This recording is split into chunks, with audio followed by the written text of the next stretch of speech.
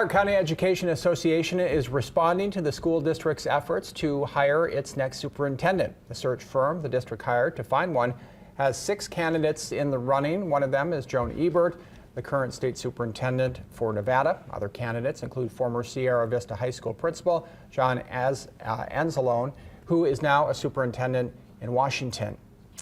In a statement, CCEA said many do not meet the standard of leadership Clark County School District needs. However, it appears that there is a small number who will qualify for interviews who have met the threshold trustees have set. The first round of interviews for candidates is expected to begin at the end of the month.